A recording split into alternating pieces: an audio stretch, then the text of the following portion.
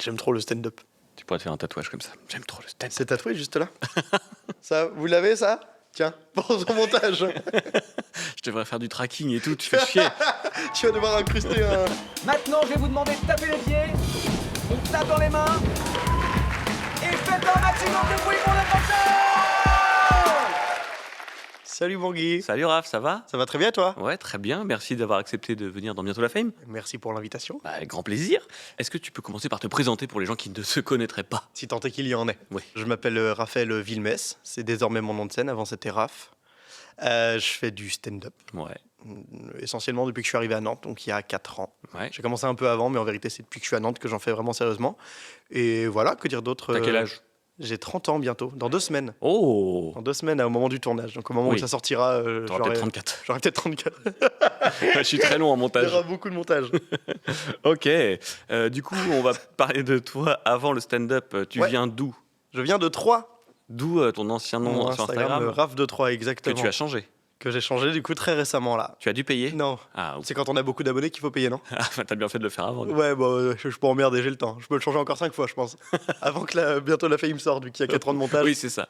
Alors, à toute base, mon nom Instagram, c'était Raph Wam. Ouais. W-A-M. Et je fais la première partie de Wahid Bouzidi, qui est un stand-upper qui faisait partie du Jamel Comedy Club saison 1, qui est récemment décédé il y a 2 ans, je crois, qui est vraiment le mec le plus gentil que j'ai pu croiser, genre vraiment trop sympa, il m'invite de faire sa première partie et tout. À la toute fin, il me rappelle sur scène, ce qui est trop sympa, toutes les premières parties font pas ça. Et je donne mon Insta au public, et puis je commence à dire, voilà, c'est Raph, tiré du bas, Wam, W, il prend le micro, il fait, c'est trop compliqué, tu viens de Troyes? Bah Raph de Troyes, voilà, suivez Raph de Troyes. Et du coup, en rentrant, j'ai changé pour prendre quelques abonnés. J'ai eu 0 abonnés, mais j'ai gardé le nom Instagram jusqu'à ce que Wahid décède. Maintenant, je me suis dit, je peux changer. Merde, c'est horrible.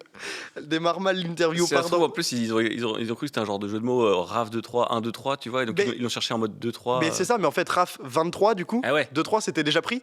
Donc je me suis dit, vas-y, peut-être il y a des gens. Comme si les gens s'étaient dit, ouais, mais lui, il est excellent, je vais tester tous les trucs qui ressemblent.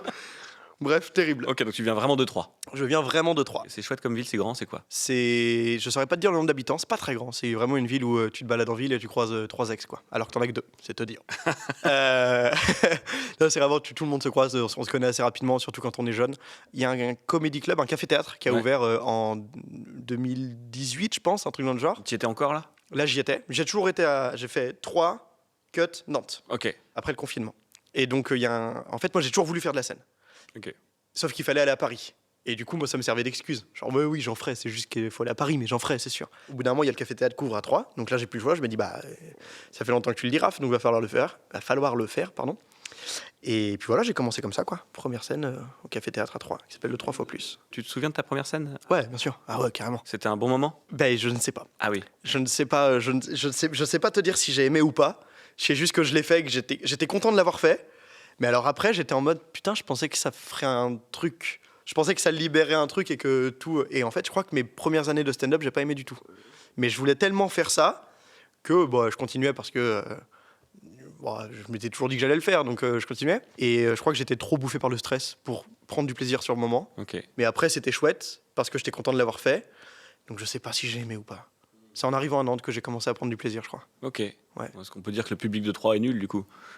Merde, C'est un ça y est, c'est un- ça y est, je suis baisé dans ma ville. Bien joué, Bangui. Ouais, c'est sûrement ça. Non, c'est que j'ai vraiment le stress, ça Ouais. me bouffait pendant très longtemps. J'ai très longtemps eu des trous de mémoire sur scène. Mais je crois, sans déconner, mais ma première année, il n'y a pas une scène où je connaissais mon texte.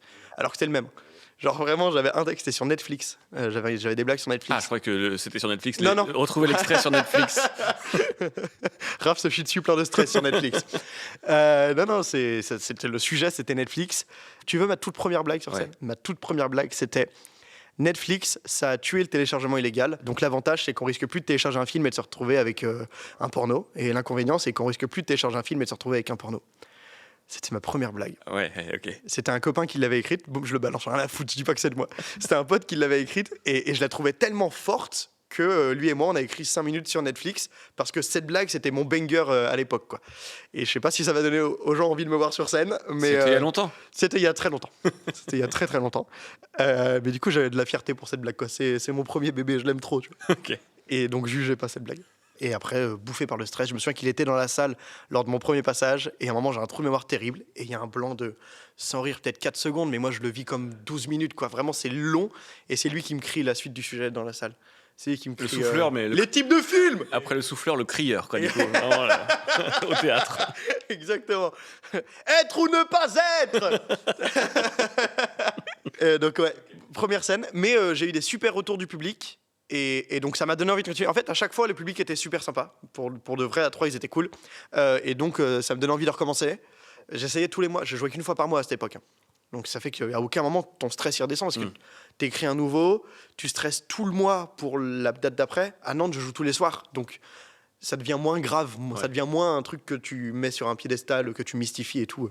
Là, c'est tu joues tous les mois. Donc c'est vraiment une échéance. Est-ce que dans ta famille, il y a des artistes? Non. Non, là, je suis vraiment même le seul. Je suis vraiment le vilain petit canard de ma famille. Ça a été dur d'expliquer à ta famille que tu voulais faire ça? Mon père est très dur. Il est très daron. Il rigole pas aux blagues de ses enfants parce qu'il doit être strict et tout. D'accord. Pendant longtemps, maintenant, évidemment, il n'y a plus ça, mais pendant longtemps, il y avait cette image du papa brique infaillible, quoi. Et ma mère, pour le coup, elle rigole à mes blagues et tout. Donc, quand j'ai annoncé à ma mère que je voulais quitter mon taf, j'avais fait 5 ans d'études. 5 ans d'études pour être dans l'informatique. J'étais développeur de jeux vidéo en plus. Donc, vraiment, techniquement, là où je voulais être quand j'étais petit. Et j'ai dit à ma mère, voilà, je démissionne, je suis pas heureux, je veux faire des blagues. Et je pensais que ma mère allait me soutenir et mon père pas du tout. Et c'est exactement l'inverse. Ma mère a très mal vécu. Elle m'a dit, non, mais tu fais ça en passion à côté, hors de question que tu quittes ton taf et tout. C'était assez terrible. Elle a voulu me jeter de la maison. Enfin, vraiment, ça a été. Je comprends tout à fait. Ne tombez pas sur ma mère. Je comprends tout à fait la peur qu'elle a pu ressentir à ce moment-là. Ne tombez pas sur ma mère. Oui. C'est-à-dire que je sais qu'elle va regarder l'interview, donc je suis obligé de la défendre quand même. Je comprends, maman, je ne t'en veux pas. Et mon père m'a dit bah écoute, moi tu me fais rire, donc vas-y fonce, t'as tes chances. Et ça a été hyper touchant que mon père me dise ça. Quand il t'a dit tu me fais rire, tu lui as dit mais tu m'as jamais montré? Mais exactement. Mais sans déconner, j'ai un peu pleuré quand il m'a dit ça parce que c'est quand je fais des blagues à table, c'est aussi lui que je veux voir rire, quoi. Ça arrivait tellement rarement. Je me souviens d'une blague que j'ai fait quand j'étais petit et où je l'ai vu faire et se cacher. Et la blague, c'était sur Netflix. On peut plus télécharger de porno.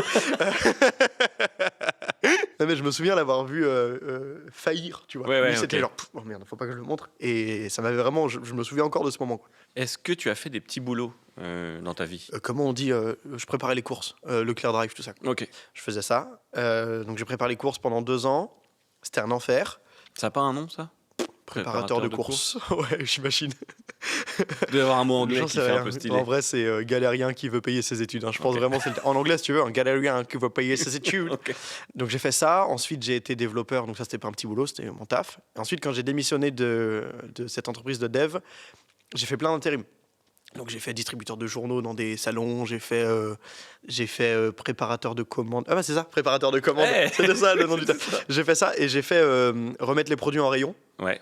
J'ai travaillé chez H&M, Ouais. mais j'y connais rien en fringues. T'étais vendeur. Enfin, tu devais. Ouais. Je devais conseiller conseiller des les gens sur comment se fringuer. Ça, je suis au max là. Je suis au maximum. C'est mon tir préféré. Je suis au max de comment je peux m'habiller. J'ai un client à un moment qui il regarde les t-shirts. Il me fait excusez-moi monsieur, je voudrais le t-shirt le plus frais possible. Ça veut rien dire. Qu'est-ce que tu veux que je fasse? Genre, il y a un rayon frais. Et H&M, je m'habillais mal, mais un peu exprès. Je voulais pas qu'on me demande de conseil. Ah oui, il cherche un vendeur, puis il voit. Non, monsieur. Non, je vais demander à quelqu'un qui sait s'habiller, quoi. Oui. Bah après, chez H&M, ça fait ton sur ton. Ok, donc j'ai vu que du coup, sur LinkedIn, en effet, t'as encore ton profil qui est à jour. Ah merde, Qui est en ligne. j'ai mis à jour. Enfin, il est en ligne en tout cas, ton profil. Ah oui, ok, On peut-être. peut toujours trouver Raphaël Vilmès sur Ok. LinkedIn, mais pas en tant que stand-upper du coup. Ah merde, va peut-être falloir que je change. Ouais, peut-être. C'est pour ça que j'ai des propositions de développement Je de me sites suis dit, internet. mais c'est quoi du coup? Pourquoi au cas où, si ça marche plus le stand-up, je suis encore là. J'ai très peu confiance en moi, j'ai besoin d'une porte de sortie. C'était le deal avec ma mère. C'est maman, ok, je fais du stand-up, mais je garde LinkedIn. Ou est-ce que tu sais combien de scènes t'as joué en tout? Voilà, bah beaucoup trop. Ouais, tu t'arrêtes. Tu Bah, comptais au début? En arrivant à Nantes, je me suis mis à jouer presque tous les soirs, des fois plusieurs fois par soir. Donc je dois être autour de 300 scènes par an depuis 4 ans. Parce qu'il y a des fois où on joue plusieurs fois dans la soirée. Après, juillet-août, ça joue pas trop. Donc, à mon avis, je suis autour de 300 depuis 4 ans. Et avant ça, quand j'étais à 3, ça faisait 1 an ou 2 que j'en faisais. Et c'était une fois par mois. Donc là, j'ai dû en faire une trentaine. Et comment tu t'es lancé du coup à Nantes? Et ben, William Pilet, que tu as eu ici. Oui, vous pouvez retrouver l'interview de William Pilet sur la chaîne de Bientôt la Fame. Bang, bang, bien joué. Ça. Bisous William. Donc j'étais à 3. Je me suis dit, vas-y, j'ai envie que ça aille un peu plus vite et tout, j'ai envie que ça bouge, j'en avais marre de jouer si peu.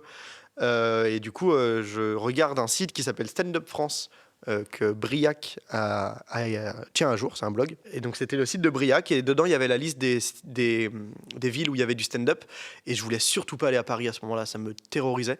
Et donc du coup, j'ai regardé, la deuxième c'était Nantes. Je contacte un mec, je tape stand-up Nantes, je vois William Pilet, je le contacte, en disant j'aimerais bien passer une semaine.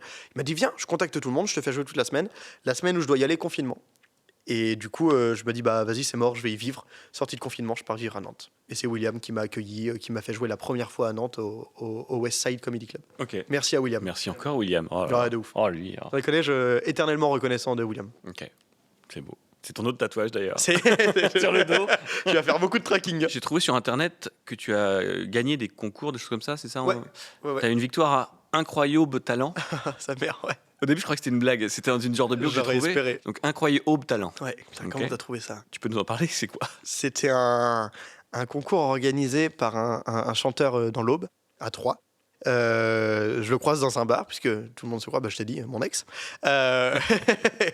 Et on se connaissait plus ou moins tous dans l'art, globalement, on s'était tous croisés, quoi. Et il me dit, mais Raph, je t'ai vu sur scène, inscris-toi au concours. Et moi, j'ai pas envie à ce moment-là. Et il insiste pour que je m'inscrive. Je me dis, bah vas-y, c'est bon, je vais m'inscrire. Je fais la première étape. Il y a un monde où ça passe pas, et puis fin de l'histoire, quoi. Donc je fais la première étape, ça passe. Je dis, bon, fait chier, on continue.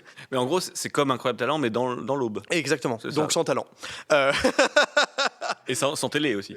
Et sans télé, enfin vraiment, il y a que le incre qui est en lien, quoi. Ok. Et la finale, c'est pour ça que je voulais pas le faire, c'est que la finale se passait en plein air, et que l'humour en plein air, c'est vraiment compliqué, surtout que c'était même pas en plein air, genre dans un champ où il y a pas trop de trucs qui peuvent t'appeler à droite à gauche, quoi. C'était dans le centre-ville, avec des gens qui passent à gauche, des gens qui passent à droite. Pour le coup, il y avait quand même du monde, mais comment ils peuvent rester concentrés à écouter quelqu'un parler? Et donc, je me souviens que j'avais pris la guitare à ce moment-là, j'avais écrit des chansons pour pas bider en stand-up. Tu faisais déjà de la musique, t'as pas appris à faire ça pour la Non, finale? ouais, faut pas déconner. Je faisais déjà de la guitare depuis un moment. Et donc j'ai fait ça. Et il y a un autre gars qui faisait des chansons, mais lui, il chantait trop bien. Moi, j'étais pas en rythme. Enfin, les gens commencent à taper des mains. Je leur dis non, sinon je me décale. Arrêtez de taper des mains. Et donc c'était laborieux à mes yeux. Mais j'ai gagné parce que j'ai composé les chansons et que l'autre les avait reprises. Et donc voilà. Ça compte. Voilà la victoire, exactement. Et du coup, j'ai aussi vu que tu avais gagné le prix du jury et du public au concours Le Gros Clou. Le Gros Clou, ouais. Ça, c'est mon premier bon souvenir de scène. Là, tu me demandais si je m'amusais sur ma première scène. Ouais. C'est la première fois que je me suis vraiment amusé. Ok. J'ai toujours été stressé avant de monter sur scène et tout. Et là, c'est un concours qui a lieu à Nancy, donc pas très très loin de Troyes. Et donc j'y vais, je fais l'aller-retour juste pour faire le casting. Donc je joue, je fais mon texte de 8 minutes devant 4 personnes qui regardent comme ça, qui font... Et vraiment, c'est terrible. Prendre des notes et tout. Et exactement, c'est horrible. Puis je pense pas être pris. Ils sont 4, ils ont pas rigolé. Fin de l'histoire, quoi. Et ils m'appellent. Je partais en Espagne, je suis dans l'avion. Ouais, Raph, t'es pris pour jouer à Nancy. Je vous rappelle, je suis dans l'avion. Puis tac. En fait, c'était que des potes de ton père, le jury. C'était exactement. Il faut pas qu'on montre que c'est bien. Et donc ça, c'est le concours qui a lieu, je sais plus trop quand, en 2018, je crois. 800 personnes. En tout cas, la salle, c'est 800 personnes et je crois qu'ils en ont vendu 600 ou 700. Donc, première fois que j'ai une grosse salle comme ça. Ouais. Et je passe dernier, donc j'ai la chance de l'ordre du passage. Le dernier, c'est plutôt une bonne place. Surtout si ceux d'avant, c'était moyen. Bah, alors, c'est vrai que dans ce cas-là, quoique ça peut éteindre le public. Donc, il faut. Oui, c'est vrai, oui. Mais là, tout le monde avait été sélectionné, donc tout le monde était à peu près marrant. Ok. Il y a des gens que j'ai recroisés d'ailleurs qui sont venus à Nantes et tout entre temps. J'embrasse Cyrielle, Rach, tout ça, trop cool. Et ça se passe trop bien. Toutes les blagues passent. Je suis vraiment. Je maîtrise mon texte pour qu'il n'y a pas un mec qui crie être ou ne pas être. Genre vraiment, j'ai tout. J'ai tout. Je maîtrise tout bien. C'était incroyable. À la fin, je prends la guitare parce que du coup, les trucs que j'avais écrits pour Incroyable m'ont servi à ce moment-là. Donc, je termine sur une petite chanson qui dure 1 minute et genre pareil, prix du public, prix du jury, ouais. Ouais, très content, très fier de ça. Parce qu'il y a un vrai problème de se sentir légitime quand tu fais des blagues, Ouais, tu je prends du comprends. temps aux gens et tout. Donc quand t'as un jury et un public qui disent ouais, tu mérites, ça m'a un peu redonné confiance. Trop bien. C'est cool, ouais, carrément. De quoi tu aimes parler sur scène? J'aime pas avoir juste des blagues. J'aime pas quand c'est que marrant. Mhm. Et c'est un peu prétentieux de dire ça. J'essaie de trouver des angles. Avec le gars, j'écris pas tout seul. J'ai mon meilleur pote qui me suit depuis le début, qui a écrit Netflix là. Avec lui, on parle beaucoup. C'est quelqu'un avec qui je m'entends qui est très intelligent, on parle vraiment beaucoup. Et dès qu'on trouve une logique qui nous fait un peu marrer, on essaie de l'expliquer avec des blagues. Donc en général, c'est pas que des blagues. Alors, après, j'ai des autres textes où c'est juste de l'efficace et où il n'y a pas forcément de propos. Mais c'est vrai que j'aime bien avoir du propos. Et de quoi j'aime parler? Mon dernier spectacle, qui s'appelle Cheesecake, sort sur YouTube très bientôt. Oh, Et t'as l'exclu. oh là là. Il parlait d'éducation. Il parlait justement du rapport à mon père qui a toujours été froid Ok, et qui voulait pas trop montrer ses émotions, tout ça. Ça parle de ça. ok. Ça dépend des périodes et des choses que je veux raconter. La dernière fois, c'était ça. Là, j'ai plus envie de parler de... Le prochain, il va parler plus de la nature, des comportements humains qu'on peut avoir de manière naturelle, qu'on a déformés avec le temps, comme par exemple le sommeil qu'on régule, alors que c'est censé être un truc facile de base, quoi, D'accord. par exemple. Là, comme ça, c'est pas très marrant, mais je vous assure que c'est drôle. Oui, c'est pas sorcier sur scène, quoi. Ouais, exact. Dis donc, Javi. Et là, tu dors. Non, c'est plus marrant. Ok, d'accord. Et du coup, ça sort bientôt sur YouTube. Ça a été capté où? À la compagnie du Café Théâtre. À Nantes, du coup. Ouais, Ok. exactement. J'ai investi dedans, mais pas de la bonne manière. J'ai acheté un iPhone 15. Je me suis dit, ça va faire des belles images et tout. L'image est pas très belle. Voilà. Parce que je l'ai mis en plan fixe, évidemment, et à ma copine, mon ex, qui tenait, la chanteuse de 3, qui tenait une caméra pour qu'il y ait un peu de mouvement et tout, mais l'image est pas très belle, donc je suis un peu déçu de ça. Mais écoute, c'est ma première capta que j'essaie de faire un peu plus pro. J'apprends. Et t'avais déjà un premier spectacle avant qui s'appelait Enfin l'heure? Ouais, bah ça pour le coup, c'était. Il y avait moins de propos. C'était plus. Enfin, voilà. Il y avait des propos, mais c'était des 15 minutes dissociés les uns des autres. Là, dans Cheesecake, ça parle vraiment d'éducation tout le long. Dans Enfin l'heure, c'est pour ça que ça s'appelait juste Enfin l'heure, c'est qu'il n'y avait pas forcément de sujet. À la fin, tu te dis pas, ah, il parle de ça, le spectacle. Tu dis, ah, il a parlé de ça et de ça. Donc c'était plus un medley de 10 minutes que j'avais pu jouer Un au pot micro. pourri. Ouais, un pot pourri, mais pas si pourri, mais ouais, exactement. Et du coup, à la fin de Cheesecake, on se dit ah, il parlait de cheesecake en fait. Non, c'est une recette, tout le long, c'est une recette. Non, on se dit, ah, il parle de son père. Et le rapport au cheesecake a un lien. D'accord. Mais il faut voir la vidéo pour ça, je peux pas tout dire. Bien sûr. Aïe. Est-ce que tu sais pourquoi tu fais ce métier selon toi? Ouais, bah parce que j'ai fait beaucoup d'autres trucs et que il y a que ça que j'aime faire. Hein. J'en ai fait plein des autres trucs. Hein. Même si t'aimais pas ça au début, tu t'es dit c'est quand même ça, je vais me forcer. Mais bizarrement, je savais que c'était moi le problème, Ouais. qui aimait pas, que c'était parce que moi j'arrivais pas à me lâcher, parce que j'arrivais pas à déstresser. Je savais qu'à force ça allait aller. Comme j'étais à 3, il y a beaucoup de. Comme il y a le 3 fois plus qui est ouvert, il y a beaucoup de vedettes, avec des guillemets, qui venaient rôder leur spectacle. Warid notamment, mais Dedo est passé. Et j'ai pu faire beaucoup de premières parties et j'en ai rencontré pas mal à ce moment-là. Et j'en parle avec Dedo de ce truc-là, du fait que moi j'étais très stressé et que je le voyais hyper à l'aise et j'étais hyper impressionné de ça. Et il m'a dit la seule solution c'est de jouer tous les soirs. C'est pour ça que je me suis dit il faut que j'aille à Nantes. Ça fait partie des éléments déclencheurs. Jouer tous les soirs, pourquoi? Pour apprendre à bider, pour apprendre à Déjà, il y a apprendre ça. le public. Moi, en tout cas, ce que j'y ai compris, c'est l'importance que tu mets à la scène. Comme je te disais, avant, je jouais une fois par mois, donc c'était un truc mystique. Tout le temps, c'était ok, c'est maintenant. Et puis quand tu bides, pendant un mois, tu te rappelles que tu as bidé. Là, tu joues tous les soirs, Ouais. ou presque tous les soirs. C'est-à-dire, un soir, tu bides. Bon, bah, c'est pas grave, tu retravailles le lendemain matin, le lendemain après, mais le lendemain, tu y retournes, un peu plus confiant ou pas, mais en tout cas, tu y retournes. Et ça fait que c'est moins important. Ouais, ça devient un bureau, quoi. Enfin, ça devient ton bureau de travail, en fait. Exactement. Et un bid, c'est moins grave. Le lendemain, tu rejoues. Même si tu bides, les gens, ils sont pas là pour te juger et penser Ouais, que t'es nul. bien sûr. Juste, en général, quand tu bides, les gens, ils sont déçus aussi. Hein. Ils venaient pour rire. Donc, ça, genre, ah, merde, c'est pas un super moment. Et puis surtout, après des bides, tu te rends compte que bah, c'est pas grave, quoi. Ouais. Surtout si tu rejoues après, c'est pas grave. Ce qui peut être dur avec un public qui est pas très averti. Bon, après, il y en a de moins en moins parce que le stand-up, ça quand même touche beaucoup. Carrément. Mais quand ils voient une personne pour la première fois, Ouais. et ils savent pas qui c'est, puisqu'ils vont pas la voir vraiment, ils vont dans un comedy club, Ouais. ils la voient bider. Donc, eux, dans leur tête, ils se disent Ah, il est pas lui, marrant. j'aime pas trop, il est pas Ouais. marrant. Et en fait, ils auraient pu aller le voir le lendemain et le trouver hyper drôle Ouais. parce qu'il y a eu un truc qui s'est passé, etc. Ouais. C'est dur à gérer ça, Ouais, du coup. c'est un peu chiant parce que souvent il y a un problème d'amour mal géré, Ouais. mal digéré quand tu fais de la scène. Besoin de se mettre en danger comme ça tous les soirs pour avoir des rires, c'est qu'il y a un truc à régler Ouais. de base. Donc c'est un peu chiant de se dire ah bah les 30 personnes qui sont là, même pas. Ou juste pensent que je suis pas drôle. Mais est-ce que c'est important au final? Ce que je me dis dans ces cas-là, c'est pas grave, j'arriverai à les convaincre une autre fois. Moi, plusieurs fois, ça m'arrivait de voir des gens à la télé ou n'importe où ailleurs et de me dire ah, pas très marrant ça. Et puis je le recroise 4 ans plus tard et je fais ah putain, en fait, il est super drôle. Ok. Je me dis avec le temps, ça se règle. T'as déjà posté 20 minutes de blagues sur YouTube? Ouais. Et du coup, c'était pour ton premier spectacle? C'était enfin l'heure justement que j'avais. Mais là pour le coup, c'était, tu vois, c'est vraiment ces 20 minutes où il n'y a pas forcément un truc dont je Ouais. parle. T'as pris les Mais meilleures c'est ça. parties de l'heure? Pas forcément les meilleures, c'est les blagues que je voulais plus jouer. Et ça m'embêtait qu'elles disparaissent. Mm. Donc je me suis dit, vas-y, autant qu'elles aillent quelque part. C'est un medley, c'est gratos, c'est voilà, allez voir ça. Et ça me servait de promo pour l'autre spectacle qui s'appelait Cheesecake. Et là, pareil, celui qui sort en septembre va me servir de promo pour le prochain qui sort en octobre. Ok. Que je joue en octobre, pardon. Là, tu joues plus Cheesecake. Ce sera encore Là, un nouveau. Cheesecake, c'est fini. Ok. Ça arrive sur YouTube. Et le prochain, du coup, ça sera en octobre au Micro Comedy Club. Ok. Pendant combien de temps? Au moins jusqu'à décembre, toutes Ouais. les semaines. Ouais. Tous les mardis, on va la faire propre celle-ci. tous les mardis au Micro Comedy Club à partir d'octobre jusqu'à décembre. Je crois que c'est fin octobre, jusqu'à fin décembre. Pour l'instant, c'est prévu ça. Et après, je vois si je continue en janvier ou pas. Ok. Et t'as déjà un nom? Non. Mais je sais que ça va parler de la nature, quoi. Ok. Ouais. Qu'est-ce qui est le plus dur selon toi dans ce métier? Le plus dur, c'est la rigueur, je pense. Que tu t'infliges à toi-même, du coup? Ouais, qu'il faut s'infliger, je pense. Ouais. Moi, ce que j'aimais faire, maintenant, c'est vrai que je le fais un peu moins, mais il faut que je m'y remette, c'est écrire tous les matins. Tu te réveilles, t'écris une demi-heure, même si c'est pas productif, c'est pas grave. Enfin, le but, c'est pas de créer des textes, c'est juste d'essayer de créer tout court. Et à force d'écrire, il y a des trucs qui vont arriver. Et en fait, comme t'écris, tu te fixes une demi-heure. Censément, t'as pas une demi-heure de contenu dans ta tête à ce moment-là. Et ben, il y a un moment où il y a des idées intéressantes qui sortent.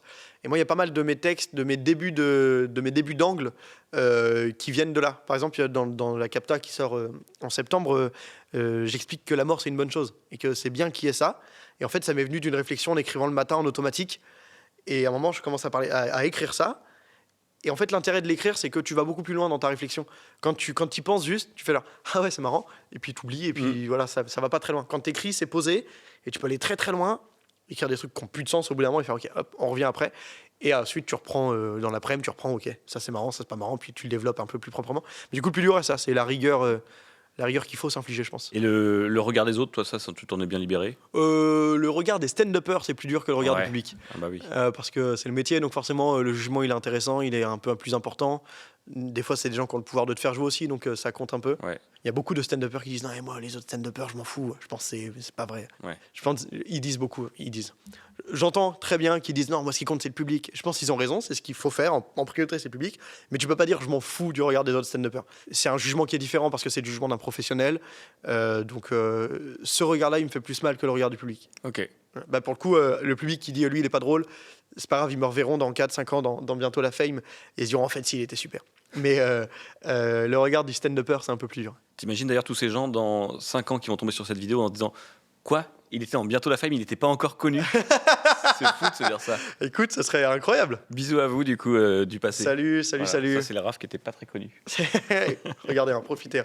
C'est tatoué Il juste était là, habillé pas comme très ça. connu. Il était habillé comme ça. J'étais encore. habillé comme ça à l'époque. Qu'est-ce que tu préfères toi? Est-ce que tu préfères tester des nouvelles blagues dans des comedy clubs, dans des zones un peu confinées? Est-ce que tu préfères faire ton propre spectacle, ton heure? Ou est-ce que tu préfères faire des premières parties de plus grandes têtes d'affiche? Mon truc préféré, je pense que c'est tester des nouvelles blagues. C'est vraiment ce que je préfère. Je m'ennuie très vite à garder les blagues. Je m'ennuie très très vite. Oui, je vois, le cheesecake, tu l'as joué, tu disais J'ai joué 12 dates. 12 dates et c'est fini. Bah après, c'est des blagues que j'ai testées plusieurs Ouais. fois sur des 15 minutes et tout. Mais en tant qu'heure, ouais, j'ai joué 12 fois. Mais c'est des blagues que je traînais depuis 8 mois, 1 an peut-être, pour une partie d'entre elles. Oui, il y en a même que j'avais un peu plus. Donc ça doit faire 1 an que j'avais ces blagues. Ok. En fait, je pense que pour devenir meilleur, il y a 2 solutions. Pour avoir un bon spectacle, il y a 2 solutions. C'est garder le même spectacle pendant 5 ans et l'optimiser constamment au détriment de ma santé mentale, parce que moi, c'est un truc que je supporterais pas. Il y en a qui ça va très bien, c'est pas du tout un jugement, mais juste moi, je sais que traîner les mêmes blagues, il y a un moment où ça a pu m'amuser. Donc ça, mais au bout de 5 ans, tu as un spectacle qui est parfait. Ou alors, écrire tous les ans du nouveau contenu, un nouveau spectacle. Et à la fin, au bout de 5 ans, tu as un spectacle parfait. Alors, tu en as 4 qui sont améliorables, mais au bout de 5 ans, tu sais écrire un spectacle, tu sais écrire des nouveaux textes, tu sais écrire rapidement et avoir presque la même qualité que celui qui a traîné le même spectacle pendant 5 ans. Par contre, celui-ci, il n'a pas débloqué la capacité d'écrire des nouveaux spectacles. Donc, quand il va vouloir en faire un nouveau, il va regalérer pendant 5 ans. Ouais, ok. Moi, c'est bon, j'en ai fait 5 là, donc je sais le faire. Peut-être qu'ils n'ont pas la même qualité parce que je ne les ai pas travaillés pendant 5 ans à tester dans toutes les salles de France. Mais à la fin, j'ai un spectacle qui est déjà très bien construit. Mais du coup, tu gardes rien du tout des spectacles d'avant dans ton... Si, des fois, il y a des textes que j'adore jouer. En fait, tant que le texte m'ennuie pas, j'essaie de le garder. Dès que je sens qu'il m'amuse plus, bon, allez, c'est bon, c'est pas grave, il part. C'est pas grave. J'essaie de le capter avant. Ouais. C'est ça qui est un peu dur aussi, c'est de le capter au bon moment. Ouais. Tu sais, il y a forcément un moment où la blague, elle t'amuse au maximum. Et je pense qu'il faut réussir à la choper à ce moment-là. Ouais. Et c'est la partie qui est un peu dure aussi. Ouais. C'est marrant comme ça a évolué la durée de vie des blagues, parce que quand même avant le stand-up en France, c'était les one-man show plutôt, Ouais, les carrément. Florence Foresti, et Carrément. eux ils étaient capables de tourner leur spectacle pendant plusieurs années. Ouais, de ouf. Et du coup c'est un autre métier en fait. C'est complètement un autre métier que je sais pas faire, celui-ci, Ouais. de tourner le même spectacle pendant. Mais j'en parlais avec William, qui lui, il fait ça maintenant, il tourne son spectacle, qui est excellent. Lui, son objectif, c'est de le tourner plusieurs années pour avoir un spectacle qui est parfait à la fin. Et il me disait, ouais, il y a un moment où tu te réamuses avec ces blagues. Et moi, je suis jamais arrivé à cette étape-là, Ok. et je sais pas si j'ai très envie d'y aller à cette étape-là. parce que j'ai l'impression que c'est un peu me forcer et j'y arriverai pas. Et je vois les Américains, la productivité qu'ils ont pas d'intermittence là-bas, donc il faut constamment avoir du contenu, etc. En France, je pense que ça commence à arriver, mais parce que les Américains avec Netflix, ils arrivent de plus en plus et la logique, elle s'impose pas mal. On connaît pas mal de gens qui veulent faire du nouveau contenu très souvent. T'as eu Tom Baldetti, t'as eu Kevin Robin, ils sont dans cette même dynamique. Donc voilà. En termes de télé, est-ce que du coup tu as participé à des émissions, tu as fait des choses? Je peux parler de la nôtre? Bah écoute, on peut en parler, on ne sait pas encore si ça va sortir, on ne sait pas quand est-ce que ça va sortir, on ne sait pas où ça va sortir. Mais c'était trop bien. Mais on a tourné ensemble un late comedy show avec William Pillet en MC. Ouais. Et du coup, tu as pu participer à ça. C'était trop bien. C'était ici. C'était dans ces locaux. Juste là. T'en as pensé quoi de cette expérience? C'était incroyable. C'était vraiment trop bien. Le format, donc il y avait un passage stand-up qui lui était vraiment cool parce que c'était organisé par des gens qui connaissaient un peu le stand-up. Donc on n'était pas dans des conditions où il y a une grosse caméra et les publics nous voient pas. C'était d'abord, il faut que le public nous voit bien et profite bien. Donc on avait les mêmes conditions qu'un comedy club, donc c'est super. Et ensuite, il y avait une partie interview avec William. Et là, c'était un plaisir fou parce que William et moi, on s'entend super bien. Et là, c'était juste faire des blagues avec un copain. Et en plus, c'est filmé, c'est parfait. J'ai adoré. Ok. Et tu as aussi participé à l'émission Top Comedy Club. Ouais, carrément, j'avais oublié pour ça. France Télé. Ouais, carrément, j'ai fait Top Comedy Club. Sur France.tv, du coup. Et sur MyCanal. Et sur MyCanal. Ouais, sur MyCanal, c'est le Top Comedy Club à Nantes. Ouais. Ouais. Et ça, pareil, c'était cool.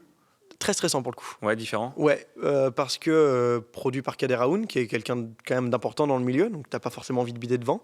En plus, ça va être diffusé sur une chaîne nationale, donc un peu impressionnant. Et puis la vraie fierté, c'est que le daron, il voit ça, quoi. C'est vraiment et qu'il soit devant la stade. Ok, bien joué. Bien joué, t'avais raison depuis le début. T'as vu maman? Oui, bon, bah... Oui, bon, ça va, c'est bon. Donc la pression, ouais, c'était ça. Après, c'était diffusé sur Culture Box. C'est pas non plus TF1 ou France 2, sans vouloir dénigrer Culture Box. Hein. Je suis très content qu'ils nous aient permis ça, mais je pense que c'est une bonne première étape d'accès à la télé. Voilà, regardez à quoi ça ressemble. Et en même temps, c'est pas M6. Enfin, je suis désolé pour Culture Box. C'est horrible, hein. C'est horrible de dire ça. Hein. Mais ce que je veux dire, c'est que c'est pas non plus un truc où ça va être vu par des milliards de personnes. C'est quand même un peu niche. Surtout l'émission là, elle était un peu niche. Ouais. Mais allez la regarder. L'émission de Nantes, elle est super. Il y a tous les copains nantais dedans. Ils sont très forts. Et désolé pour Culture Box. Merci encore, évidemment. Oh, je suis le pire gars. Je vais niquer ma carrière en une interview. Elle a même pas commencé. Je compte sur ton montage. Hein. J'ai Culture Box tatoué juste là. Hein, donc... Sur les fesses, non. Non, vraiment, merci pour l'opportunité. Je pense qu'ils ont compris ce que je voulais dire. Je sais pas. Le patron de Culture Box, il regarde ça en faisant « Oh, le salaud, on va le finir !» T'inquiète pas, il y a très peu de chances qu'il tombe sur cette émission quand même. Parce que nous, il y a Culture Box et puis il y a nous ensuite. Tu vois, ouais, c'est pour ça, c'est parfait. Écoute, pareil. Voilà. Vivement que tu fasses une prochaine interview dans un autre truc, tu fasses. Où je dénigre bientôt la...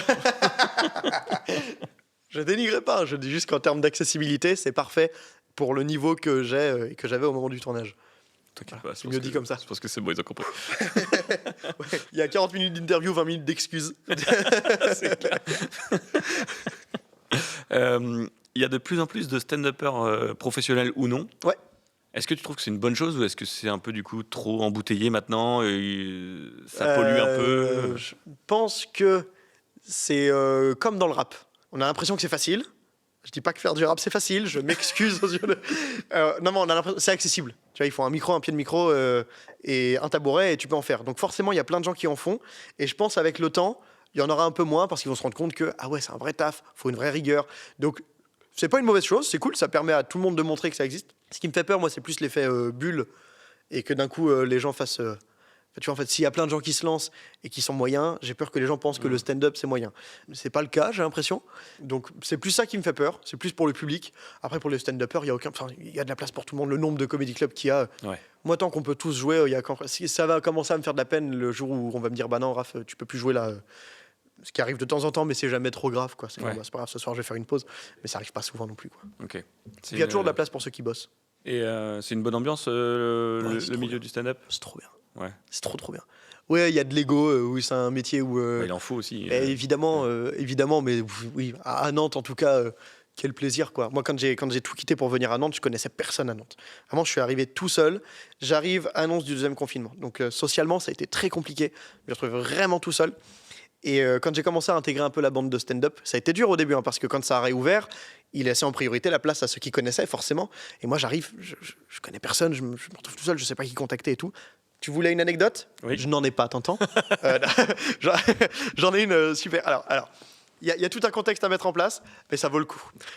J'étais avec une copine à ce moment-là, je sortais avec cette fille, elle vivait en Belgique et elle était venue à Nantes pour qu'on passe une semaine ensemble. Et ça avait réouvert un peu les comédie clubs, tout ça. On est en ville, elle et moi, je connais pas très bien Nantes, j'avais pas pris mon portable parce qu'il avait plus de batterie, je l'ai laissé à l'appart. Et elle, son GPS d'un coup ne marchait plus. Et on savait pas quel tram prendre. Et on s'est dit, bah, vas-y, on va pas prendre de risque, viens, on rentre à pied. Donc on avait une petite heure de marche, il faisait beau, vas-y, let's go. Donc on marche 1 heure, et à ce moment-là, sort d'une rue un mec en skate, beau gosse, cheveux au vent, Maxime Stockner, qui est un stand-upper nantais, qui, je sais, gère des scènes et je le connaissais de YouTube. Et donc là, incroyable, je le croise parce que j'ai pas mon téléphone et le GPS de ma copine à ce moment-là ne marche pas. Donc vraiment, c'est un concours. Sinon, on aurait pris le tram, quoi. Et donc non, je l'arrête, je fais Maxime, Maxime. Et lui, il s'arrête, il se demande ce qui se passe. Il me connaît pas du tout, évidemment. Et je lui explique, voilà, je suis venu à Nantes pour faire du stand-up. Je ne sais pas qui contacter, je suis complètement bloqué. Comment je peux faire? Et il m'a dit, bah, j'organise une scène demain, viens.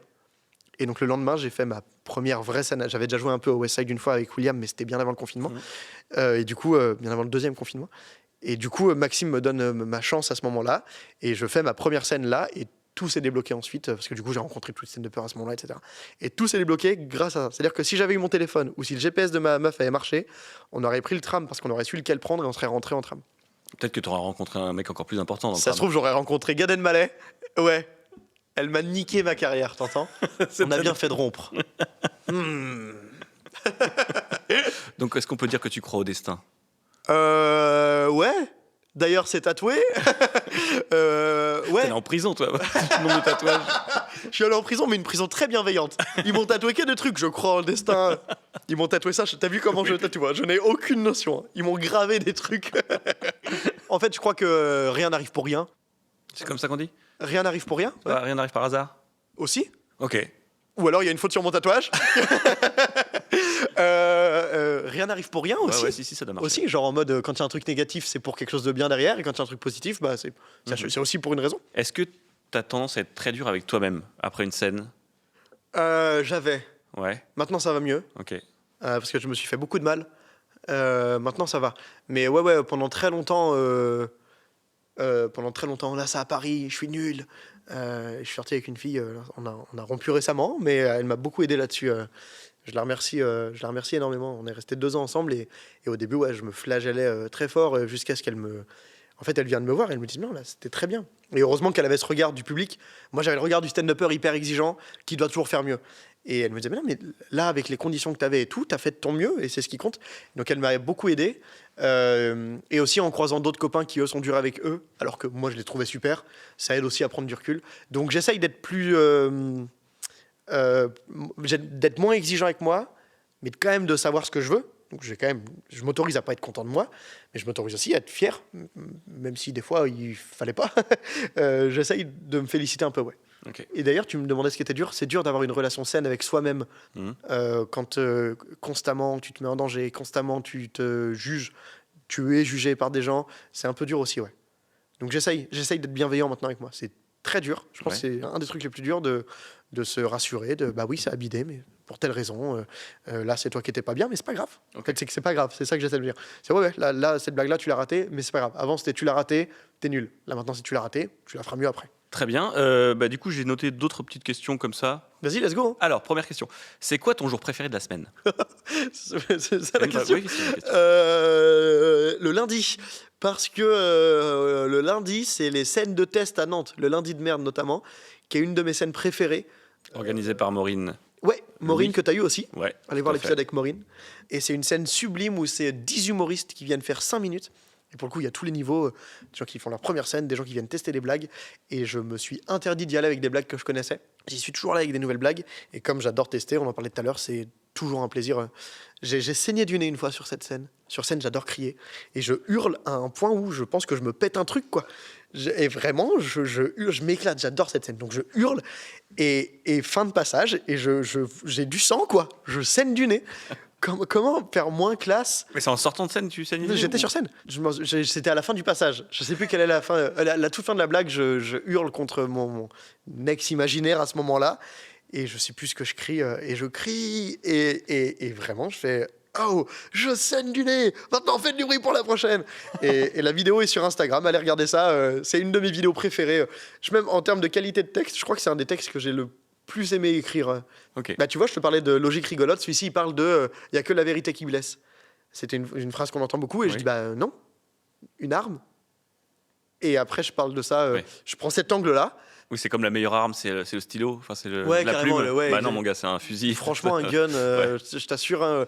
Et après, je parle de. Enfin, après, c'est un long act-out. Un act-out, c'est le moment où tu joues sur scène. Donc, il y a le moment où tu récites tes blagues. Ouais, tu sors de ton personnage. Ouais, tu- exactement. Tu joues des personnages. Exactement. Et bah, c'est un long act-out, ce texte. Donc, c'est vraiment que du jeu. Donc, je me suis éclaté dessus. Et ce truc-là, ouais, il m'a régalé. Et voilà, j'ai signé du Néo lundi de merde. Qui est le nom de la vidéo. Oui. Tu mets toujours des citations. Oui, c'est ça. J'ai signé du Néo lundi de merde. Ça va faire cliquer ça. Ok, en termes de torture, tu préfères l'écartèlement ou le waterboarding? C'est quoi le waterboarding? Je l'ai Waterboarding, appris hier, ce terme. C'est vrai? Ouais, C'est bizarre. sur une mauvaise catégorie porno. C'est en gros, la personne est attachée et du coup je vois le porno maintenant. On met sur le visage un linge mouillé, tu vois, et, Ah ouais, et on met tu de mets de l'eau, l'eau et comme ok. ça t'as l'impression que tu peux boire, Ok. mais en fait C'est flippant de connaître le terme. hein. Ouais, je me C'est- suis renseigné. Ouais, c'est ça, exactement. Tu as préparé toi, tes toi, tu interviews. t'es pas renseigné par contre hier. Toi, tu le connaissais depuis hier. C'est ça qui est Je l'ai flippant. appris hier parce que j'ai regardé une série qui s'appelle White Lotus Ok. sur HBO et le terme est sorti Ah, ok. et j'ai pas compris la blague du coup. Donc voilà, donc tu préférais quoi? Et l'autre c'était quoi? Ou écartèlement? Ouais, l'écartèlement, ouais. Quand j'étais petit, je me souviens d'avoir vu cette scène de torture. J'ai une enfance terrible. Avec ton Non, père, là, il rigolait dans par un contre. film genre The Mask ou un truc dans le genre. C'est ça. Mon père mort de rire. Ça, le meilleur humoriste de France. Et de me dire, bah, elle est où la torture là? Juste il boit quoi. Ouais. Et donc je pense que je préférerais ça. Ouais. Parce qu'au moins, Au moins, t'as mon l'impression de enfant boire. intérieur il comprendrait un truc quoi. C'est genre, ah ouais, ok, c'est horrible. Et à faire à quelqu'un par contre? À faire subir, tu Ah, préfères? je dois faire subir ça? Tu préfères l'écartèlement ou la. Ah, ça verse, c'est terrible cette question. C'est horrible. Genre, l'écartèlement, il y a un truc de C'est pas sorcier quoi. Ouais. Peut-être avec une manivelle. Et regardez à ce moment les os craquent. Puis il y a un truc avec. On avait un jeu quand on était petit avec un bonhomme. Ouais, carrément. Tu sais. Et truc élastique là. Voilà. Ouais, et de ouf. C'est peut-être pour retrouver ça, quoi. Ouais, finalement, En fait, c'est- ceux qui font ça, c'est finalement, des grands de l'enfant. enfants. C'est des C'est enfants des grands intérieurs enfants. constamment. Exactement. Pardonnez aux gens qui écartèlent. C'est tout ce qu'on veut dire. Voilà. T'es plutôt bière ou champagne? Rapport à là où tu viens. Oh, bien joué. Ouais, ouais. Et oui, l'Aube, c'est en Champagne-Ardenne. Bien Voilà. joué. Ouais. Putain, t'as fait. Hein. J'ai bossé dessus. Ça, il y a un croyobe, c'est fort. hein. Non, bière de ouf. J'aime pas le champagne du tout. Ok. Pour moi, les gens qui prennent du champagne, c'est que un leurre. C'est que, regarde, je m'élève socialement. Je Ouais. te connais dans le privé. hein. Je sais très bien que tu rentres et tu t'éclates une bière. Mais ouais, bière de ouf. Ok. Bière de ouf. Ok. Pas de faux semblants avec les Ouais, bières. on triche pas, quoi. Et puis bière de mauvaise qualité. Ah Genre, oui. Vraiment, la pils à 2 €, c'est ma bière préférée, je crois. Ah ouais. Mais c'est ma bière de mon enfance. J'ai une enfance terrible, t'entends? Non, c'est la bière que tu vas prendre avec tes potes. Tu sais, quand t'as pas trop d'oseille, t'es ado, tu vas au bar, tu demandes la blonde, la moins chère. Et ben, j'ai une affection particulière pour cette bière. Ça t'arrive de boire avant de monter sur scène? De moins. Alors, non, pardon, j'allais dire de moins en moins, pas du tout. De plus en plus. À Nantes, ça boit beaucoup. Hein. Ouais. À Nantes, ça boit vraiment beaucoup. On dirait pas les noms. Hein. Oh, bien, on va dire les noms de ceux qui boivent pas plutôt. Voilà, on a fait le tour. Je crois que j'ai jamais joué bourré. J'ai vu des gens à qui ça arrivait et j'ai vraiment pas envie que ça m'arrive. Ouais, ok. Là, pour le coup, je m'en voudrais. Parce que pour moi, c'est une erreur professionnelle. Tu vois. J'en veux pas aux gens qui le font. Hein. Mais Ouais. moi, qui le ferais, je me jugerais pas mal. Ok. On rappelle qu'il faut consommer l'alcool avec modération. Bien sûr. On sait pas sur quelle chaîne ça va finir ce podcast. Pas sur Culture Box. Je suis désolé. J'espère pas. Je vous ai, je vous ai, C'est vrai, ça a l'air vraiment je vous ai nul. mis Culture Box ado. Je suis désolé. Ça a l'air vraiment nul. Comment s'appellent tes parents? Céline et Damien. Céline et Damien. Tu Ouais. préfères ton père ou ta mère? J'ai quand même une vraie réponse, je pense. Parce que j'imagine qu'il n'y a pas de vraie réponse à ça. J'ai une affection différente de chacun, mais je les aime tous les deux très très fort. Vraiment. Hein. Et plus en grandissant. T'sais, forcément, ado, t'as cette rébellion et tout. Et ça se calme petit à petit. Mais c'est marrant, il n'y a pas un moment où tu fais. Il n'y a pas un twist. Tu sais, c'est petit à petit où tu fais, mais en fait, je les aime de fou, quoi. Et je me rends compte que les deux me sont très utiles pour des raisons différentes. C'est un peu horrible de dire que Ouais, utile, ouais. utile, le mot, il est horrible. Mais dans la vie, tu vois, ils m'ont donné des armes et pas la vérité. Je te parle de vraies armes, hein, pas un stylo. Là, ils m'ont donné vraiment. Mon père, avec son côté très strict, il m'a donné beaucoup de choses. Et ma mère, avec son amour pour le développement personnel qu'elle a eu très tôt, elle faisait du Reiki. Voilà, exactement. C'est un truc de soins énergétiques. Mais elle faisait ça bien avant que le développement personnel, ce soit cool. Tu vois. C'est D'accord. vraiment... j'ai grandi dans ce truc-là de rien n'est pour rien, tout ça. C'est elle qui m'a tatoué le truc de prison. Ok. J'ai grandi là-dedans, donc elle m'a fait voir un psy très jeune. J'avais 14 ans quand je suis allé voir un psy. Donc j'ai un amour pour la santé mentale qui est venu très tôt grâce à ma mère. Et en même temps, je pense la force que j'ai et l'envie de réussir et de plaire vient de mon père. Et je les aime tous les deux extrêmement fort, de manière différente, mais extrêmement fort. Ok, donc tu Et préfères je lequel? préfère ma mère. C'est pas vrai, c'est pas vrai du tout. Damien, on t'embrasse. C'est pas vrai du tout. C'est pas vrai du tout. Cheesecake, Cheesecake, le spectacle, c'est une lettre d'amour à mon père. Donc, voilà. D'ailleurs, j'ai joué Cheesecake en lettre d'amour à mon père. Le lendemain, ma mère m'a fait un cheesecake. Je crois qu'elle veut son spectacle. Oui, ils sont venus le voir. Ouais. Ouais. Ils sont venus le voir. La première fois que j'ai joué de Cheesecake, mon père et moi, on s'est jamais trop dit je t'aime. On le sait, mais on se le dit pas. Ma mère, on se le dit beaucoup. Mon père, on se le dit pas parce qu'il y a de la pudeur entre lui et moi. Et donc, ce spectacle, il me servait à ça. Et la première fois que je l'ai joué, c'était devant lui. À ce moment-là, c'était que un 30 minutes. Et je jouais 30 minutes avec d'autres humoristes qui s'appellent Paul et Quentin, qui sont des amours, mais sûrement mes meilleurs amis dans le milieu. Donc on faisait 30 minutes, 30 minutes. Et la toute fin, c'est la déclaration d'amour. Et ça a été vraiment un moment très très fort de ma vie d'artiste. Ok. Ouais, c'était super. Là, normalement, il faudrait que j'enchaîne avec une bonne question. Lasagne ou pâte complète? Voilà. T'es plus chat GPT ou chat roulette? Ah, ChatGPT, de ouf. Ouais. Ouais. Tu t'en sers? Non. Putain, il a écrit tout son spectacle avec chat GPT. Non, ouais, je m'en suis servi, mais pour voir jusqu'où ça Oui, pouvait aller. mais chat GPT est hyper drôle. Hein. Enfin, il devient drôle. Hein. Il devient marrant. Oui. J'ai vu là il y a pas longtemps l'application, on peut lui parler et elle Ouais. te répond.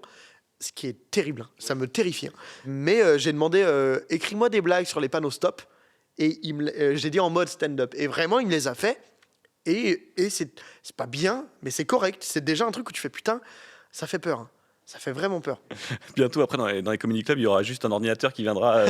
Et maintenant, faites du bruit Je pour sais pas Dell si 24 vous avez pouces. remarqué, mais la RAM, elle déconne en ce moment. Et dans le public. Ha, ha. Ouais, Ah non, c'est ça, c'est ils que sont des aussi dans le robots. public. Au moins, il risquerait pas de saigner du nez. La transition de journaliste. On se retrouve tout de suite. C'est la fin du reportage avec Jean-Pierre Pernaut. Et Ça oui, donne envie, ouais. les carrément. jolis souliers. Hein. Ah, ça donne envie de marcher pieds nus. Sur le plateau, ouais, j'adore ce Enfin, truc-là. 14 morts.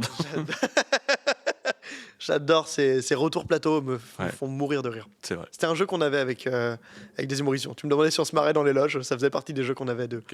le jeu du retour plateau. Est-ce que tu préfères dessiner une blague ou la raconter sur scène? J'adore dessiner, tu me demandes ça par rapport à la Eh BD, oui. j'imagine. Ouais, j'ai sorti une BD il y a 2 ans, Ouais. j'en avais imprimé 300 et j'ai vendu les 300 et ça y est, c'est fini, Ok. cette BD n'existera plus. Hyper collector. Ouais, de ouf. Bah, c'est ce que je voulais un peu, je me suis Ok. dit c'est bon. Honnêtement, j'en étais très fier à ce moment-là. Maintenant, en la relisant, il y a des trucs, il y a des pages que j'aurais pas mis, il y en a que j'aurais amélioré. Mais c'est normal. Mais je trouve qu'elle a du charme comme ça. Je me suis grave amélioré en dessin depuis. Mais du coup, il y a plein de trucs que j'aime plus. Mais du coup, j'adore cette BD. Et donc, je la vendais après les spectacles. Ok. Donc, elle a jamais été vendue en ligne. Et elle est ultra collector. Ouais, il y en a que 300. Même moi, j'en ai plus qu'une. Et donc, c'était une BD qui s'appelait Gardez vos bras et jambes à l'intérieur de la voiture du fun sur l'autoroute du kiff. Ouais. Je voulais en faire d'autres, des tomes, mais finalement, j'en ferai qu'une. Et j'ai rencontré Briac, qui est un autre humoriste qui est à Marseille, qui est super, qui a vu mon expo, parce que du coup, j'ai exposé la BD au micro Comedy Club. Et il a vu l'expo, il cherchait quelqu'un pour en faire une. Lui, il écrit beaucoup. Et il cherchait quelqu'un pour dessiner. À la base, je lui ai dit, vas-y, d'accord, mais je fais que dessiner, j'ai plus envie d'écrire des blagues. Et finalement, en redessinant, j'ai eu envie d'en écrire. Et là, on espère que ça sortira en format physique. En tout cas, on est assez actif sur les réseaux là-dessus, avec une page qui s'appelle Amour, Gloire et BD, où on sort une planche par semaine. Ouais. Allez checker ça, c'est super. C'est vraiment récréatif, alors que le stand-up, c'est mon taf, quoi. Mhm.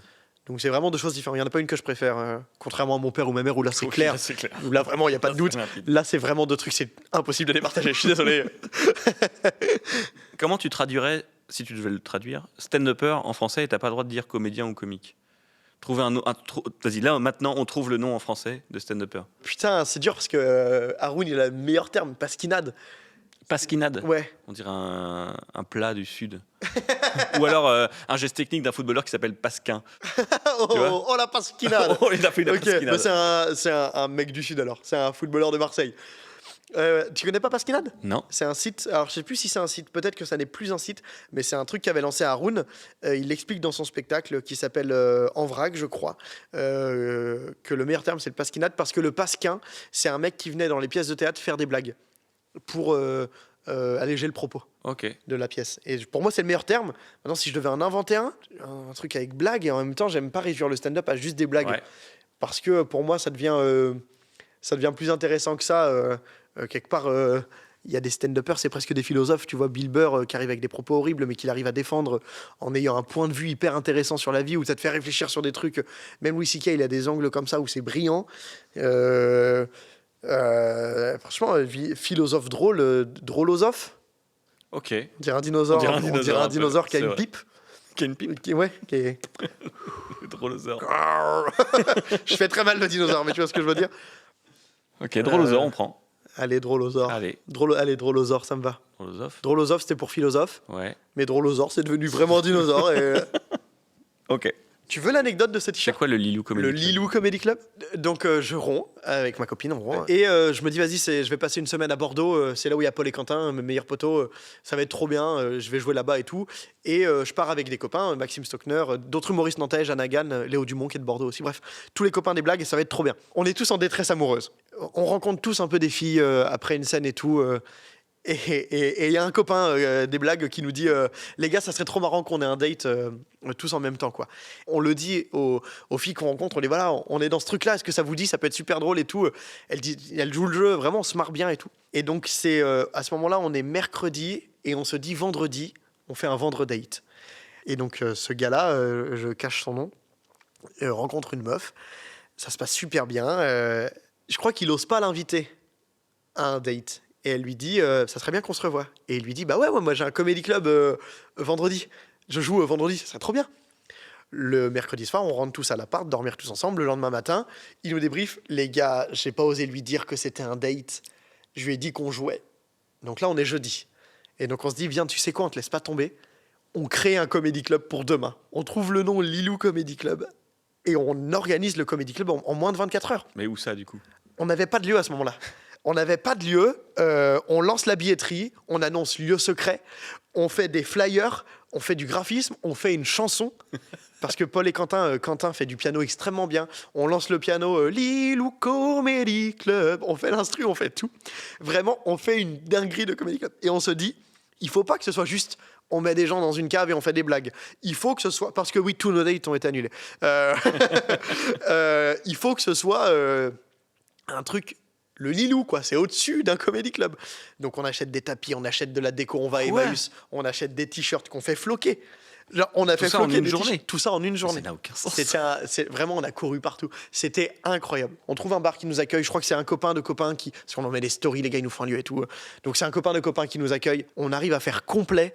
Je crois qu'on a même plus que le nombre de sièges qu'on Est-ce avait. que la fille est là? La fille n'est pas venue. Et c'est le truc le plus drôle. C'est le truc le plus drôle, c'est qu'on a mis tout ça en place pour le date. Elle est pas venue. C'est trop marrant. Putain, on dirait le pitch d'une émission d'Amixem, quoi. Créer un comédie club en 24 heures. Ouais, de ouf. Mais j'ai tellement adoré que j'adorerais que ce soit un concept. Ah ouais, c'est clair. J'adorerais que ce soit un Ça, faut concept. le filmer et tout. C'est clair. très YouTube en plus. Ah C'est ouais. très, voilà, il faut qu'on trouve un lieu. On est dans une nouvelle ville. Ah ouais, Maintenant, ouais. on fait un comédie club à Lille et on doit trouver un lieu et tout ça. Et donc, ce t-shirt, il représente vraiment beaucoup pour moi, quoi. Le Lilou Comedy Club, c'est vraiment des losers qui font des blagues, mais qui les font bien. Superbe. Nouvelle question. Tu préférais voyager en Asie ou voyager en Asie? Bah, il y a une réponse qui est quand même plus évidente, quoi. Un costume Hugo Boss. Oui. Oui, c'est vrai qu'il y a beaucoup de gens finalement qui voyagent en Asie. Bah non, oui, évidemment. Évidemment, je sais pas. J'essaie de trouver une blague, mais non, évidemment, au Japon, quoi. Enfin, ou en Chine, ou n'importe où. À la limite, Corée du Nord, comme ça, je fais pas de choix, je prends les deux. Ok. Bon, c'est bien sorti de ça. Tu te vois plutôt viser la Lune ou viser Miranda? Alors, c'est un satellite d'Uranus. Donc, Ouais, c'est tu plus fais bien loin. de me préciser. C'est plus loin que la Lune. Ah, c'est du coup. plus loin. Ouais. C'est trop marrant. Je vais me dire, qu'est-ce qu'il y a après la Lune? Je te vois vraiment Miranda, galérer. c'est qui, Merde. Je me vois étape par étape, moi. Je vois pas. Alors, j'ai des ambitions. Moi, j'adorerais remplir des énormes salles. Ça serait incroyable. J'ai eu l'occasion de jouer dans des salles de 1000 personnes, 1200. C'est un plaisir qui n'a rien à voir avec le Comedy Club, qui est différent. C'est pas mieux. Hein. C'est vraiment. Ça n'a rien à voir. C'est plus facile ou pas de faire rire 1200 personnes que de faire rire 5 personnes? Tu peux faire rire 1200 personnes une fois, mais tu peux pas une fois. Je t'ai vu dans ton regard de merde, faut pas que je merde la question. Ouais, c'est ça. Alors, c'est pas plus facile, mais il y a moins de risques. Ouais. Donc ça a l'air d'être plus facile. Ok. Faut le prendre différemment. Il y a un rythme qui est différent à avoir parce qu'il y a 1200 personnes, donc ils vont tous rire ou pas, hein, mais tu peux pas être aussi rapide que dans un comedy club. Il y a pas la proximité. T'as pas cette force de on est entre nous. Et en même temps, faut faire croire qu'on est entre nous. Et en même temps, il faut très bien qu'on n'est pas entre nous. Mais si tu fais rire que 10% de la salle, 10% de 1000 personnes, c'est quand même 100 rires que tu vas avoir. Et en plus, c'est communicatif. Donc 100, ça va en convertir 40 autour. Allez, t'as 200 rires. Si tu fais rire 10% de la salle d'un comedy club, c'est 2 personnes, quoi. Ouais. Et ils vont convaincre personne. Quand t'as 2 rires dans la salle, c'est dur. Donc c'est pas plus facile, c'est vraiment différent. Mais c'était incroyable. J'ai joué à la Baule là il y a pas longtemps, la Baule Comédie, un événement qui est super, que je recommande. Allez suivre cet événement, c'est tous les ans à la Baule, c'est dingo. Tu dois adapter tes blagues à la boule pour faire des blagues un peu de droite ou pas? Tu sais que c'était ma peur. Ouais. J'en parlais avec mon coiffeur la veille. Je te jure. Il m'a dit tu joues à la Baule demain et tout. Et je dis ouais. Il me dit alors t'appréhendes? Je dis j'ai un peu peur que ce soit que des vieux de droite un peu riches. Et tu sais qu'ils viennent pas forcément pour rire, qu'ils viennent parce qu'ils ont que ça à faire. Et c'est terrible. Hein. Je juge Culture Box et la Baule. Tu peux t'excuser pour la boule, encore une fois. Non. Non mais oui évidemment je dis pas que tous les gens de la Baule sont comme ça. Mais bon, on a tous des préjugés sur les villes. Exactement. Et c'est des préjugés qu'il faut détruire. Donc je suis très heureux de les avoir détruits parce que j'ai pris mon pied sur scène, c'était dingo. Trop bien. Donc est-ce que je vise ça constamment? J'aime bien y aller par étapes. Là, la prochaine étape, c'est le spectacle. Donc c'est la Capta qui sort en septembre. Ensuite, c'est le spectacle en octobre jusqu'en décembre. Donc la prochaine étape, c'est ça. Après, derrière, peut-être ça sera le garder puis jouer dans les plus grosses salles, peut-être faire une tournée. Honnêtement, je sais pas ce que ça sera en janvier. Donc je peux pas te dire que je vise la lune. J'ai des ambitions. J'aimerais remplir un Zénith, j'aimerais faire un Olympia, ça serait incroyable. Après, si ça arrive pas, là, je vide mes blagues, quoi. Okay. J'aurais dit ça au Raph qui vivait à 3, qui jouait une fois par mois, il y aurait jamais cru, tu vois. Et c'était pas un Raph adolescent, c'était un Raph il y a pas si longtemps. Hein. Il y a 4 ans, je vivais à 3, 4 ans et demi peut-être. Je vivais à 3, je lui avais dit, mais gros, tu vas faire 1200 personnes. Enfin, pas toi, hein, mais tu vas jouer devant 1200 personnes et tu vas vivre de tes blagues. J'aurais jamais cru. C'était ça l'objectif à ce moment-là, c'était viser la lune, vivre de mes blagues. Ouais. Donc ouais. Ok, on va parler de la fame maintenant. Yes. Est-ce que tu peux me donner ta définition de la fame pour toi, c'est quoi? En tout cas, moi, ce qui m'intéresse, c'est mon travail, c'est ce que j'écris. Et si je suis reconnu pour ça, ça serait ça la fame. Et donc, ça m'arrive de temps en temps d'être reconnu à Nantes, notamment. Je t'ai vu au micro et c'était super. Et donc, ça fait trop plaisir parce que c'est reconnu pour ce que je fais. Être plus connu que ça, est-ce que j'en ai envie? Je sais pas. C'est pas un oui ou un non, c'est pas de la prétention de dire je peux pas être plus connu. Je sais pas. Je sais vraiment pas. J'ai envie de faire des grosses salles. Est-ce que j'ai envie que le prix à payer, ce soit constamment avoir des interactions sociales alors que j'ai plus forcément l'énergie ou pas forcément l'énergie? Ouais. La vraie fame, la vraie reconnaissance, c'est les gens qui me félicitent pour mon travail. C'est vraiment un truc que j'aime beaucoup. Ok. Mais tu ne dois pas, par contre, quitter Nantes pour aller à Paris? Pas dans l'immédiat? Je pense que c'est plus vrai que ça se passe à Paris. C'est plus vrai? Ouais, ça l'a été. Hein. Ouais. Maintenant, quand je vois le niveau qu'on a à Nantes, Ouais. on n'a pas à rougir. Hein. On n'a vraiment pas à rougir. Hein. Et comme en plus, la plupart des gens pensent qu'il faut aller à Paris, ils vont à Paris. Les gens qui commencent aussi. Donc, il y a beaucoup de gens qui commencent. Et forcément, tu n'as pas le même niveau quand tu te lances que 5 ans après. Et c'est pas du tout un jugement, mais du coup, il y a aussi plus de gens qui commencent. Donc, si tu fais la moyenne, je pense qu'à Nantes, on n'a pas à rougir. Il y a un truc à Paris où, à Paris, tu es sur les scènes de ton niveau. Tu commences, tu vas te retrouver dans des scènes où tout le monde commence. À Nantes, donc tu arrives, tu commences, et ben en fin de plateau, tu as Kevin Robin, qui est là depuis 5 ans, qui est trop fort. Et tu te dis, je vais travailler parce que j'ai pas envie d'être le petit constamment qui n'évolue pas, quoi. Donc ça, c'est vraiment une chance qu'on a. On est confronté à des mecs trop forts et accessibles. À Paris, tu vas croiser un Yacine Bellouz de temps en temps, mais c'est vraiment de temps en temps, quoi. Parce qu'il va rôder, il va se retrouver au fridge, tout ça, ou même un Kev Adams, tout ça, tu peux les croiser, mais c'est de temps en temps. Là, à Nantes, c'est le quotidien. Tu te retrouves avec des mecs trop forts avec qui tu peux parler, qui ont envie de t'aider parce qu'ils ont envie d'améliorer le stand-up globalement. Donc je pense que ça se passe à Nantes pour devenir meilleur. Et je pense que ça se passe à Paris pour devenir connu. C'est ma théorie. Et je pense que ça évolue très vite. Okay. Je pense que bientôt, on pourra rester à Nantes et devenir connu. Est-ce que tu passes beaucoup de temps sur les réseaux, Insta, TikTok? Plus maintenant. Ok. Je poste beaucoup en story, moi. Okay. J'aime bien le côté éphémère. Je t'en parlais des blagues, les blagues qui disparaissent, j'adore ça. Je poste beaucoup en story. Et en réel, il faut que je m'y mette. Là, comme j'ai le spectacle qui sort en septembre, peut-être début octobre sur YouTube, il va falloir que je fasse des réels pour la promo. Mais bon, c'est vraiment pas la partie du taf que j'aime, quoi. C'est parce que ça fait partie du métier, mais j'ai vraiment pas envie, quoi. Ok. C'est qui la personne qui t'inspire le plus dans la vie ? Sans déconner, je suis très inspiré par Kevin Robin et sa rigueur et le fait qu'il a. Alors, il fait beaucoup de pauses et c'est pas la partie qui m'inspire le plus parce qu'il fait des longues pauses, mais alors à chaque fois qu'il revient, il a du nouveau. Il est hyper inspirant dans sa rigueur. Moi, je te dis ce que j'essaie de m'imposer pour devenir plus drôle encore, c'est la rigueur. Et Kevin Robin, il a une vraie rigueur d'écriture. Et ça m'inspire beaucoup. Ok. Après, honnêtement, tous m'inspirent à Nantes. Tous les copains des blagues, ils sont excellents. Hugo pour son parti pris dans ses textes. Basile pour sa folie. Il est trop fort en interaction. Maxime Stockner pour sa nonchalance et l'audace qu'il a sur scène. Et j'ai l'impression qu'à Nantes, tout le monde a un profil et on s'inspire tous les uns des autres. Et donc, on se nourrit tous. En vérité, je suis inspiré plus par le stand-up nantais que par une personne en particulier. Ok. Vraiment, c'est le stand-up nantais qui m'inspire. Ok. La réponse corporate. Allez, 4-4.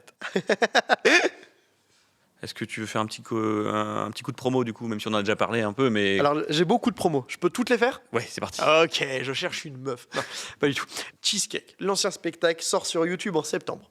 Le nouveau spectacle, je le commence en octobre au Micro Comedy Club. Ça, c'est le début. J'ai un podcast avec Paul et Quentin qui s'appelle 14 mètres carrés, qui est un défouloir et un plaisir. On a des idées de blagues. On s'en parle pas avant de se voir. On lance les micros et on se balance toutes nos idées qu'on a et on débat dessus jusqu'à les emmener à une blague qu'on peut faire sur scène. Et donc, 14 mètres carrés, on se marre dessus et on a vraiment des super retours. Écoutez 14 mètres carrés, c'est partout, Spotify, Deezer, vraiment partout. Et la BD, du coup, sur les réseaux, une planche tous les mardis, voilà, sur le compte Amour, Gloire et BD, et aussi sur mon compte. Sur mon compte, je les mets pas toutes, parce que j'ai pas envie qu'on croie que je fais que de la BD. Donc elles sont toutes sur Amour, Gloire et BD. Et Briac aussi, il les met sur son compte. Moi, je les mets pas toutes, parce que j'ai pas envie qu'on croie que je fais que de la BD. Ouais, ok. Voilà, Super. pour la promo. Eh ben parfait. Pas mal, non ? Pas mal. C'est... Enfin, pas mal fait, je veux dire, pas mal... Pas mal. Ça fait un peu prétentieux. Ouais. Pas mal. Alors, Je fais pas de trucs, hein. Tu fais ça ou pas ? Non, c'est vraiment... c'est dur de faire de la promo. Hein. Ouais. C'est dur de ouf. Il va falloir s'entraîner parce que bientôt, c'est la fame. Hop là, bien joué. Hop. Trop bien joué. Eh ouais, C'est la fin de l'émission, ça, non ? je pense. Franchement, Ça bien joué. ressemble. Et puis, je vais partir en ville, du coup, aller voir si ce logo a pas été volé par un kebab. C'est ça que Je me te disais. jure que je crois vraiment que ce logo, si vous êtes de Nantes et que vous êtes passé à côté du warehouse, il y a un kebab, je suis sûr à 90% qu'il y a 7 étoiles dessus. Très bien. Mais c'est toi qui l'as fait, enfin tu l'as fait faire ce Oui, logo. oui, tout à fait, oui. Ouais. C'est un logo original. Ben, je confirme, il est super. Félicitations, Brandy. Merci Raph, plein de bonnes choses pour la suite. N'hésitez pas à le suivre sur les réseaux. Merci beaucoup. Et puis à très bientôt. Salut tout le monde. Au revoir. Merci d'avoir écouté cet épisode. N'hésitez pas à en parler autour de vous, à vous abonner au podcast. Et si jamais vous êtes chaud, vous pouvez carrément mettre 5 étoiles sur vos plateformes d'écoute préférées et même lâcher des pouces bleus sur YouTube. Bref, tout ce qui peut faire que Bientôt la Fame devienne Bientôt Famous.